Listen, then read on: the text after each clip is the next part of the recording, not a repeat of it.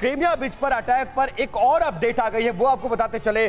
धमाके के लिए अमेरिका के इंटेलिजेंस इनपुट देने की आशंका जताई जा रही है। अमेरिकी इनपुट के आधार पर यह हमला किया गया है, सोर्सेज ये क्लेम कर रहे हैं और इस तरह के हमले को बहुत गंभीरता से लेना चाहिए। और अभी आपको याद होगा कि पुतिन के गुरु की बेटी पर हमला किया गया था और उनको मार दिया गया था, और अब क्रीमिया के इस ब्रिज पर हमला। और लगातार मनीष शाह हमारे साथ मॉस्को से बने हुए हैं। मनीष, ये बात छिपी नहीं हुई है कि यूक्रेन अभी तक अगर इस युद्ध में जिंदा है तो सिर्फ और सिर्फ अमेरिका की बदौलत, लेकिन जिस तरह से यूक्रेन बढ़त ले रहा है उसमें अमेरिकी इंटेलिजेंस का बहुत बड़ा रोल है। और खबर यह भी है कि क्रीमिया के इस पुल पर जो हमला किया गया है, सक्सेसफुल हमला किया गया है, उसमें अमेरिकी इंटेलिजेंस का बहुत बड़ा हाथ था। ऐसे में आपके पास क्या इनपुट है? क्या यह अमेरिका अब खुलकर यूक्रेन के साथ आ रहा है? पहले सिर्फ हथियार देता था, लेकिन अब इंटेलिजेंस भी प्रॉपर शेयर करता हुआ नजर आ रहा है अमेरिका यूक्रेन के साथ।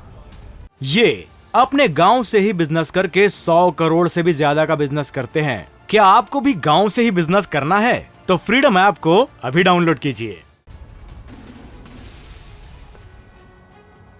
जी हाँ, बिल्कुल। देखिए विपिन, जो बात आप कह रहे हैं, टीवी 9 भारतवर्ष के दुनिया भर के दर्शकों के साथ हम ये जानकारी साझा करना चाहेंगे कि लगातार यूक्रेन को नाटो और अमेरिका की तरफ से हथियार के साथ साथ इंटेलिजेंस दिए जा रहे थे, और खास करके क्रीमिया को के संदर्भ में जिन हथियारों की हम बात कर रहे हैं, देखिए ये बात तो सच है कि यूक्रेन आज अगर बचा हुआ है, लड़ रहा है, तो वो नाटो और अमेरिका के हथियारों से। लेकिन खास तौर पर क्रीमिया ब्रिज को अटैक करने के लिए मई महीने में पेंटागन ने आधिकारिक तौर पर यह घोषणा की कि हमने कुछ खास हथियार दिए हैं जो पानी के भीतर से भी हमले कर सकते हैं उस ब्रिज पर। और उसके बाद जब पिछले हफ्ते क्रीमिया के एयरबेस, साकी एयरबेस पर हमले हुए और वहां 8 एयरक्राफ्ट को नुकसान पहुंचाया गया, तो पेंटागन ने कहा नहीं, हमारे हथियार से ये नहीं हुआ।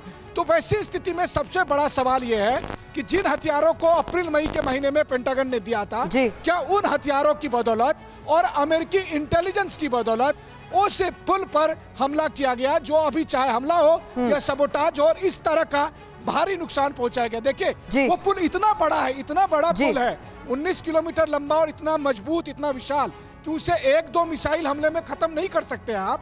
लेकिन इस तरह का हमला करके निश्चित तौर पर पुतिन को सीधे सीधे चुनौती है कि पहले आपके गुरु की बेटी को मारा, अब पुल को मार रहा हूं, अगली बारी आपकी भी हो सकती है। ये अपने गांव से ही बिजनेस करके 100 करोड़ से भी ज्यादा का बिजनेस करते हैं। क्या आपको भी गांव से ही बिजनेस करना है? तो फ्रीडम ऐप को अभी डाउनलोड कीजिए।